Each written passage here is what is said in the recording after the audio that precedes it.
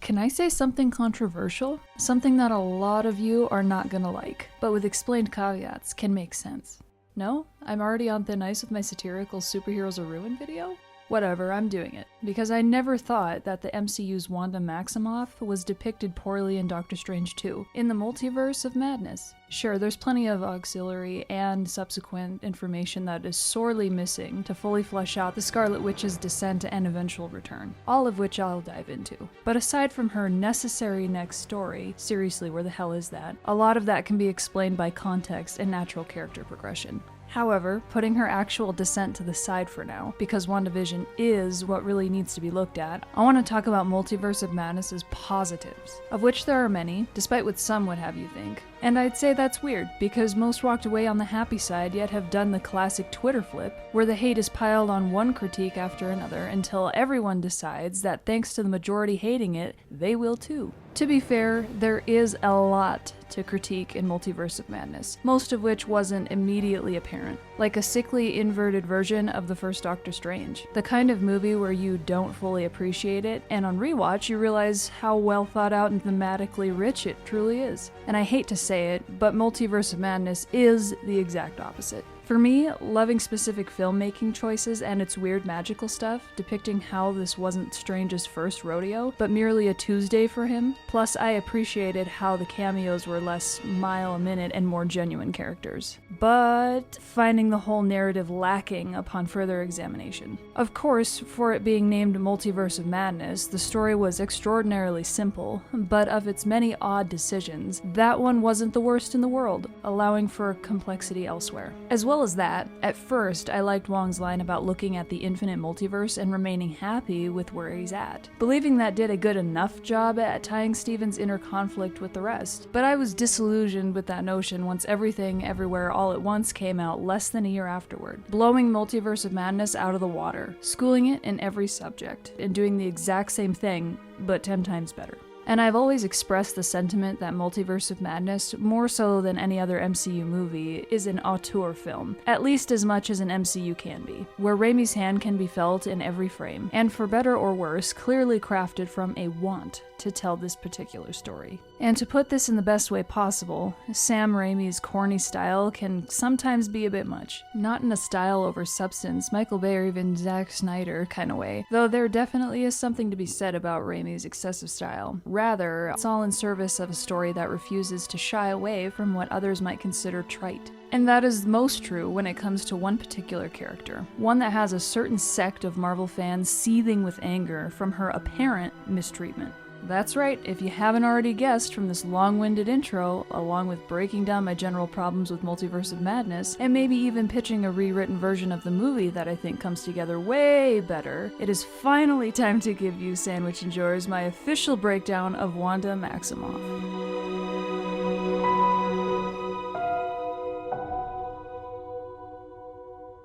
Welcome to Sandwich Reviews. I'm that sandwich gal, your nihilistic optimist, and I know I've already lost most of you Wanda stans, but just in case you need one more reason to hate me, just know that I don't really have a problem with her being depicted as a villain in the first place. Not even an irredeemable one. I mean, she's not, and I'll get into that in just a bit. But even if she was, that wouldn't change the fact that her comic counterpart is constantly switching from good to evil like she's in a Katy Perry song. Plus there's the fact that in the MCU, she was introduced as a tragic villain. Tragic being the key part of that, because the MCU loves to highlight that side of her. Though I can't fault them, because that allows for considerably more drama to be mined within her character. And as most narratives revolve around the villain's goals, Multiverse of Madness being no exception, what this all comes down to is how those Wanda stans see her treatment and overall depiction as a villain as redundant. And yes, the movie should have gone way further into explaining Wanda's downfall, but wasn't her finding that new low kind of the point? Some claim that to contextualize Wanda's descent into the Darkhold, it would have hit better, or at least hit harder, with a story in between WandaVision and Multiverse of Madness. But I don't think so, because her progression from one to the other isn't just natural, but obvious, with her finding momentary closure in her heartfelt goodbye with her kids and Vision, but was immediately up to some Darkhold shenanigans to get them back in the after-credit scene. Besides, having too much expressly saying that Wanda was going down a dark path would have spoiled the twist of her being the villain of Doctor Strange 2. Something I am beyond happy was kept under wraps, showing some serious restraint when it came to that marketing team. I probably could have combed through each frame of its trailers, like I do now that I have a YouTube channel, and ruined that surprise for myself. Yet I vividly remember going and wondering if Chiwetel Ejiofor's Mordo was going to be the villain, and getting so excited when it was revealed that Wanda wouldn't just be an unimportant side character, but would be the focal villain for the whole movie. Was I a little disappointed Mordo wasn't the villain and only got 10 or so minutes of screen time? Maybe. But I'll circle back around to that, so let's just put a pin in that for now. Boop.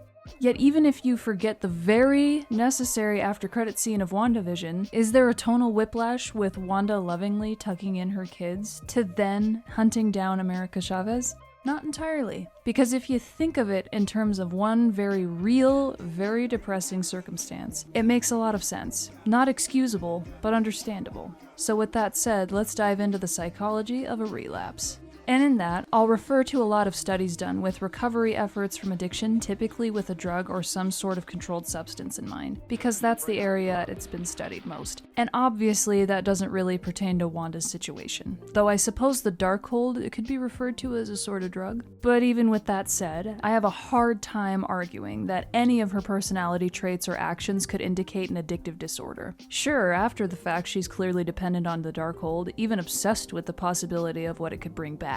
But before that, what was her situation like? Aside from the tormenting dreams she has of her children, what has she been doing? Without her children present, seemingly gone from her universe entirely, she would be crushed under her desperate need for Billy and Tommy, knowing that she's already said goodbye and was ready to do so, but was so incredibly alone, which would pull her down into a deep depression, except she has the solution to her problem readily available. And it's never been confirmed, but the 2 years or so that took place between WandaVision and Doctor Strange 2 gives her plenty of time to attempt to fight the Darkhold's grip, as we all know she would've, and then succumb to it. A journey I would've liked to see, but we'll just put another pin up here for that, so stay tuned, folks. Boop! But I should also address the lazy fix to Wanda's character that the Darkhold represents, where if she were to be reintroduced and her villainous actions absolved, they could always say it was the Darkhold doing all of this. She wasn't even in control. You know, classic MCU villain stuff. But not only is that incredibly unimaginative, but after so many uses, it also just doesn't fly for me anymore. It is considerably harder to write, but it is so much more compelling for Wanda's actions to be entirely her own and not some corruption making her do this. So contextualizing those actions with Wanda falling deeper and deeper into a dangerous relapse would be coherent, rational, and possibly even emotionally charged, allowing for a story that could make the most hardened of hearts cry like a baby. Sure, redeeming her after all is said and done would be harder, though if her relapse was truly written well, that wouldn't even be necessary. But that's also a bridge the MCU has yet to cross, so instead of worrying about the future, let's just fix what we got. Because, to finally get to those studies I mentioned, when addicts relapse, they often relapse into a worse state than what they were before. Not always, but in extreme cases, it can get bad. And that's not even bringing up the fact that 40 to 60% of addicts will relapse at least once in their recovery, further proving how non-linear a recovery process always is, and how understandable Wanda's descent can be. And especially without a support system, it's nearly impossible to find your way back, simply because we're creatures of habit, and when alone, we'll default to whatever's comfortable. To a recovering addict, nothing is more comforting to them than their addiction, which all comes down to the brain's reward system. It could be with sugar, or sunlight, or simple daily exchanges, but we all receive different chemical signals in our brains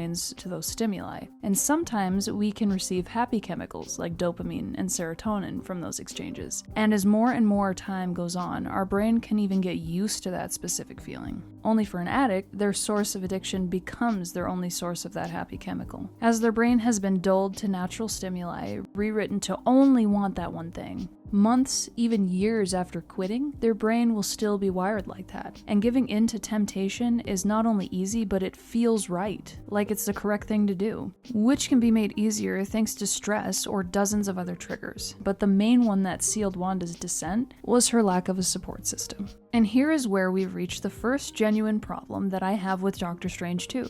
the case of the missing Vision. And part of me is glad he wasn't there, similar to Doctor Strange not being in WandaVision, because the last thing Wanda needs is a man to swoop in and solve her problems for her. She should find her own way back. It's more compelling and gives layered depth to her character. Besides, as far as I know, Wanda doesn't even know about White Vision, and has seemingly accepted that he's gone. Yet he could have been an integral member of Multiverse of Madness's emotional story. And for White Vision himself, it's a bit of a dog act to understand the hurt he knows she's going through, and to not do a thing about it. But I guess we'll find out what he's been up to in a year. Here's to hoping Vision Quest is good. But maybe I just wanted Vision to show up so that someone could talk rationally with Wanda. Because on top of everything else, there's also the fact that no one around Wanda is trying to help her, especially Steven himself. I do think it's very in line with Strange's character, but he is straight up a dick to Wanda on multiple occasions. Maybe the movie should have addressed that and made it part of the narrative. Because if anyone wanted to be of service to Wanda's mental health, rather than their own ego, they would have sat down with her to work out what was going on. And the fact that no one bothered to is what puts Wanda's eventual brutality into perspective. To be clear, she still goes way too far, especially when it comes to some specific situations that I'll recontextualize, so it feels like less of a smear campaign against the Scarlet Witch. Yet, excluding Wanda enthusiastically wanting to murder a kid, there wasn't anything she did in Multiverse of Madness that was so far out of line for her character that I'd been taken out of the narrative.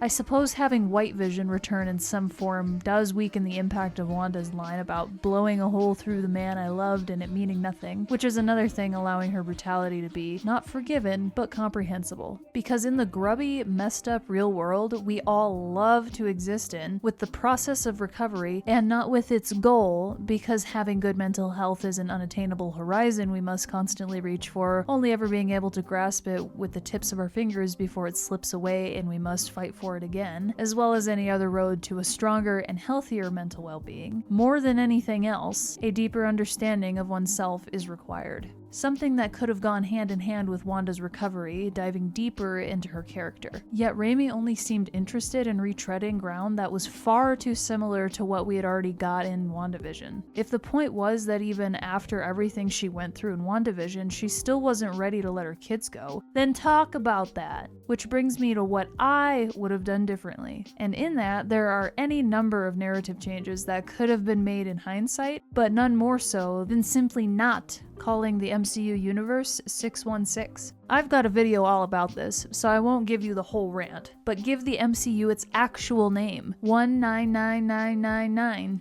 Don't even get me started on Doctor Strange, you little nerd back on Earth 1999.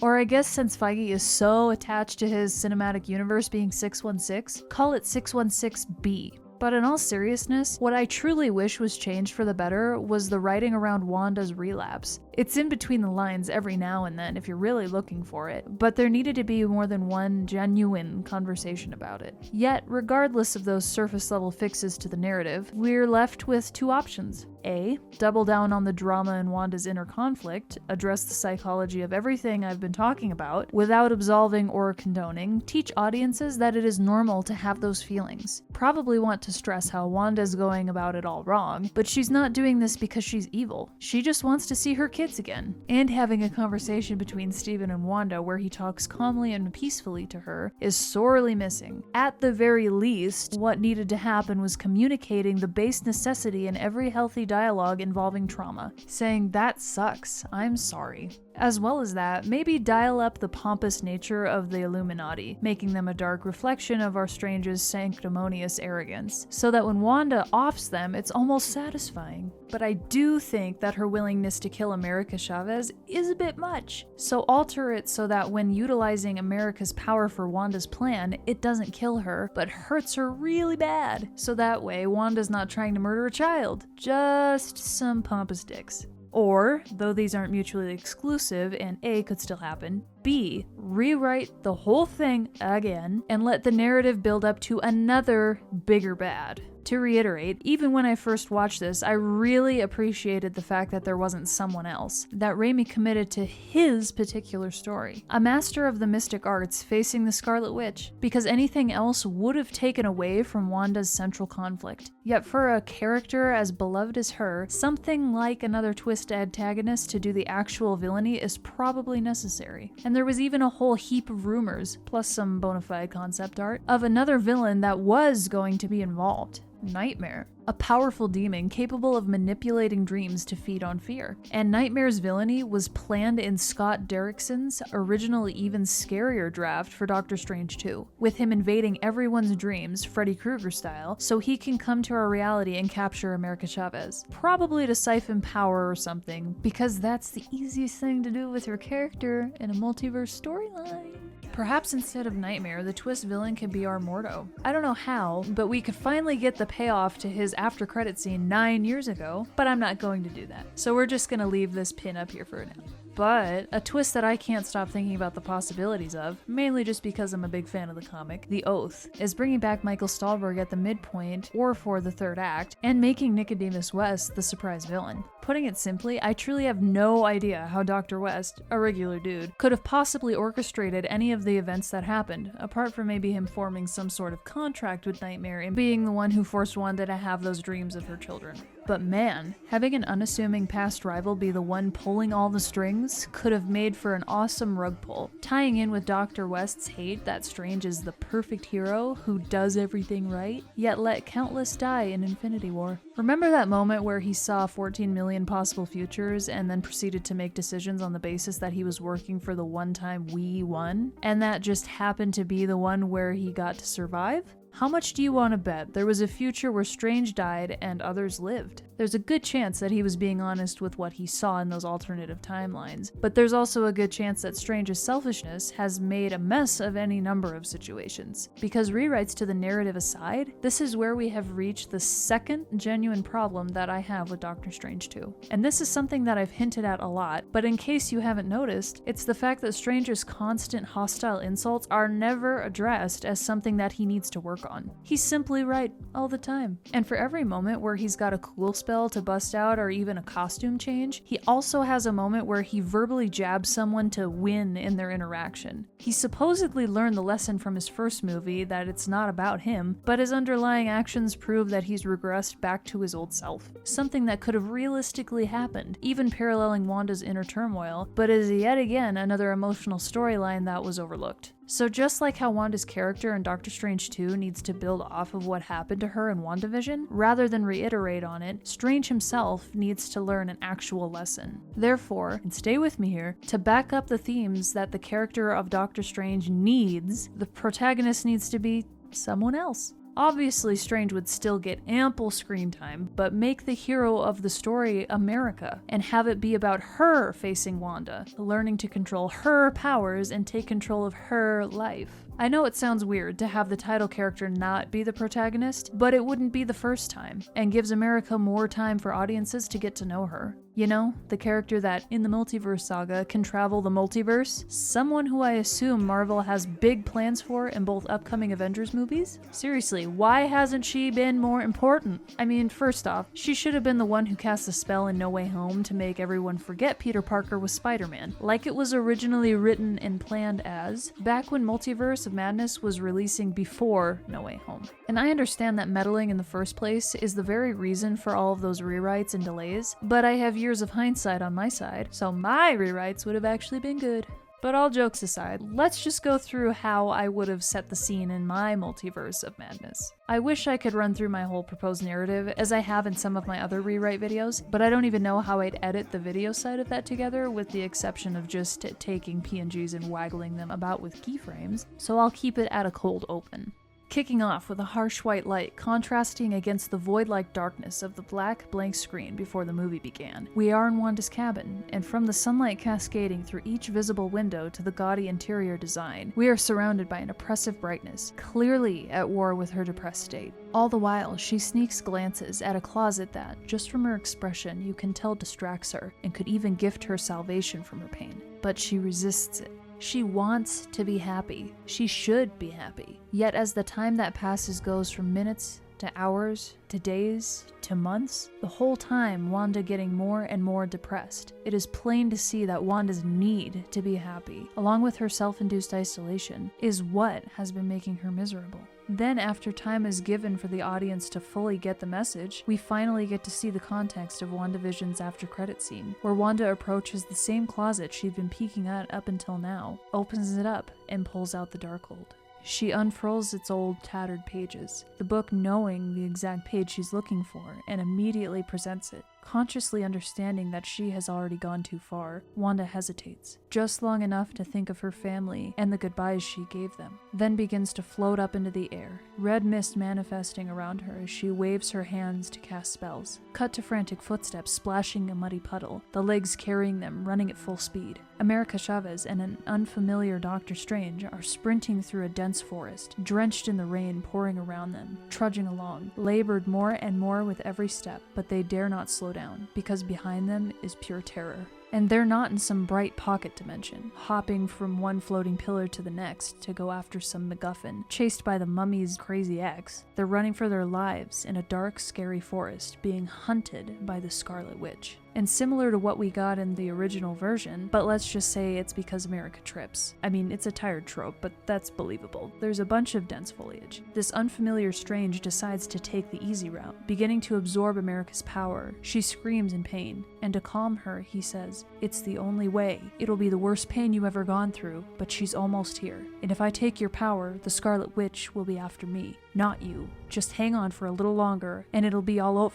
But it's too late. Wanda reaches them, and Strange succeeds in initially holding her off, but after only a few seconds, she overpowers him and batters him away, knocking him out. Turning to America, who is still writhing in agony, Wanda performs the same spell Strange was doing. In more pain than she's ever been in her entire life, America cries out, and after being betrayed by the person she thought would protect her above all else, knowing that no one could save her now, she enters a state of fight or flight, activating her powers, and sending her tumbling into another universe. And though Wanda's frustration can be felt, she quickly dismisses the anger. She pulls out the Darkhold, her new source of salvation, and begins tracking America.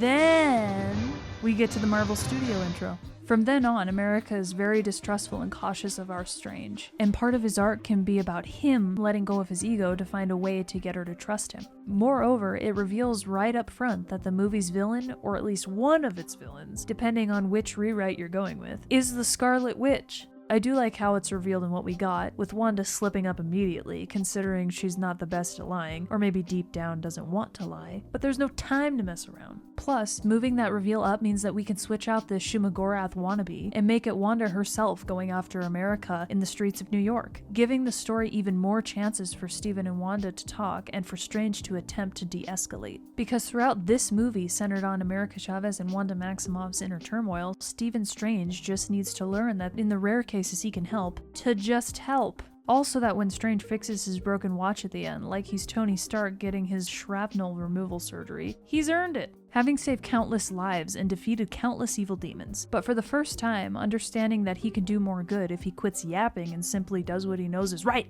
But we're not done there, because that brings me to the movies that would come directly after. Not in release schedule, because that would be impossible, but narratively. That being a standalone Scarlet Witch movie, and Doctor Strange 3, the bill finally coming due. Obviously, we need a story about Wanda so she can come back from the dead and go through any unresolved conflict that wasn't finalized in Multiverse of Madness. And I'm imagining something where she must come to blows with Chthon, the original author of the Darkhold, and faces the full consequences of her actions. But I think she also just needs a story where she faces another enemy and gets back her likability. Hell, she could even fight Mephisto, the devil himself. But Doctor Strange 3 is where I finally want to take that first pin off the wall and talk about Carl Amadeus Mordo, who I'm really glad didn't die in that storyboarded opening scene of Multiverse of Madness that I undeniably took inspiration from. And this could be anything, but what'd be fun would be Mordo continuing his goal of eliminating magic. And let's just say he's far along in that plan, having moved past his childish grudge and graduating to offing ancient entities. If you want, we can even dump all my proposed nightmare stuff in Multiverse of Madness and switch him out for Dormammu. I'm gonna catch some flack from the strange comic heads out there, but Nightmare and Dormammu are basically the same, just a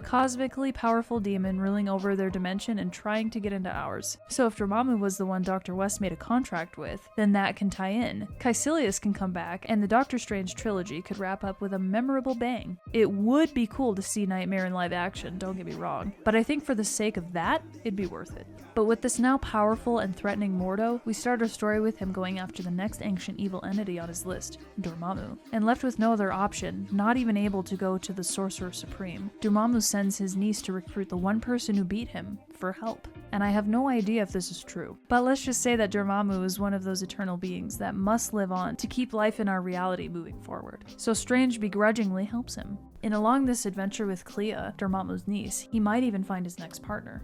But those are the many changes I would have made to Wanda Maximoff's story in the MCU, and Stephen Strange's, and America Chavez. Yeah, this video got a little long in the tooth, but so have most of my recent videos, and it's been worth it. Oh, well, I've had fun writing them, so at least there's that. But if you enjoyed this, a like and a subscribe can make a world of difference. Yet even if you don't, as always, thank you so much for watching, and enjoy a delicious sandwich.